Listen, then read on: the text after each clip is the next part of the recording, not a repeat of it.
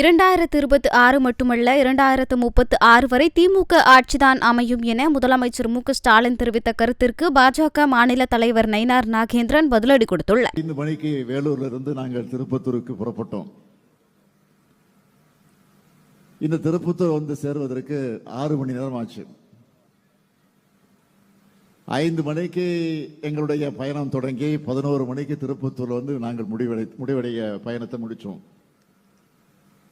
அந்த அளவுக்கு சாலையின் இருமருங்கிலும் கூட்டம். கழக தொண்டர்கள் தரக்கூடிய வரவேற்பு ஒரு பக்கம்,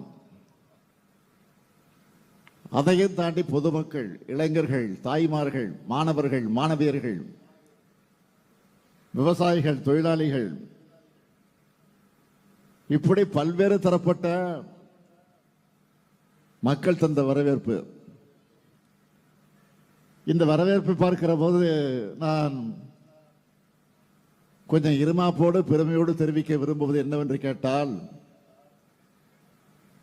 2026 மட்டும் அல்ல, அது 31 இருந்தாலும் 36 இருந்தாலும் என்றைக்கும் நாம் தான் இந்த நாட்டை ஆளப்போகிறோம் என்பதற்கு அடையாளமாக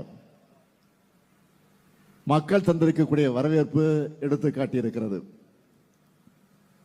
குறிப்பா இந்த மாவட்டத்துடைய பொறுப்பு அமைச்சர் 31லையும் 2036லையும் நாங்க தான் வெற்றி பெறுவோம் முதல்வர் மு.க.ஸ்டாலின் சொல்றாங்க. திமுக கூட்டணி அவ்வளவு பலமா இருக்கா? பாஜக தலைவரா உங்களோட பார்வை? 1989ல் எம்ஜிஆருடைய மறைவுக்கு பின்னால ஒரு 2 வருஷம் ஆட்சியில் இருந்தாங்க.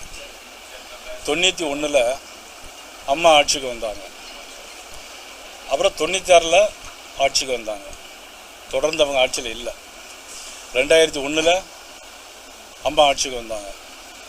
2006ல் மைனாரிட்டி கவர்மெண்ட் 96 சீட். இன்றைக்கும் எங்களுடைய கூட்டணி முறையாக அமைஞ்சிருக்கும்னா இன்றைக்கி அவங்க ஆட்சிக்கு வந்திருக்க மாட்டாங்க.